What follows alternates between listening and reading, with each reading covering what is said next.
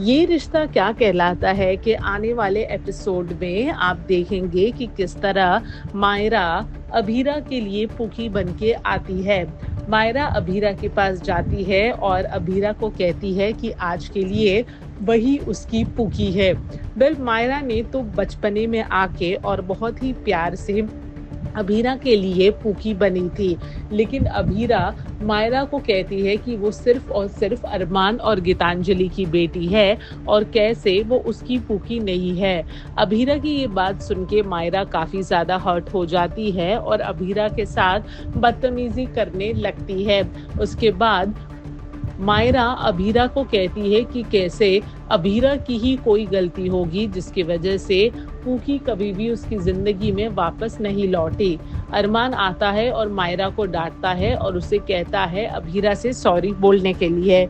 मायरा अरमान से भी नाराज हो जाती है और वहां से चली जाती है।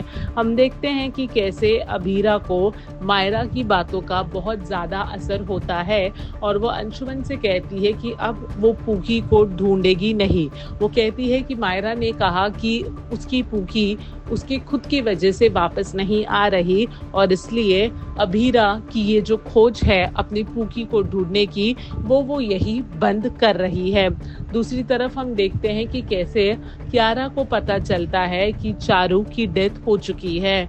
अबीर क्यारा को ये सच बताता है कि कैसे चारू को स्टेज 4 कैंसर था और जब तक ये बात उन्हें पता चलती तब तक बहुत लेट हो चुकी थी। क्यारा ने जब अबीर को कहा कि ये बात उसे और बाकी परिवार वालों को क्यों नहीं बताया गया, तब अबीर बताता है कि ये चारू की ही मर्जी थी कि ये बात किसी को ना पता चले क्योंकि वो नहीं चाहती थी कि कृष की शादी रुक जाए।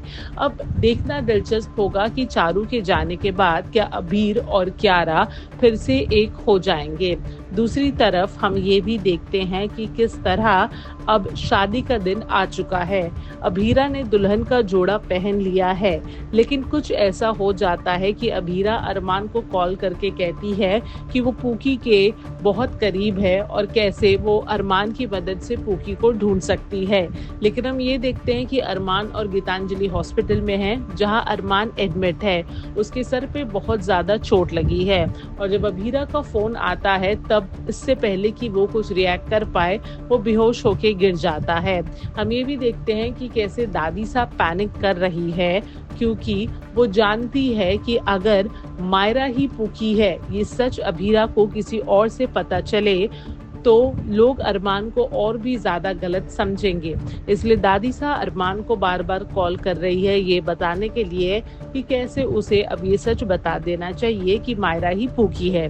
बॉलीवुड और टेलीविजन के एक्सक्लूसिव अपडेट के लिए हमारे चैनल फिल्मी बीट को सब्सक्राइब करना ना भूलें और हमें फेसबुक पर भी जरूर फॉलो करें।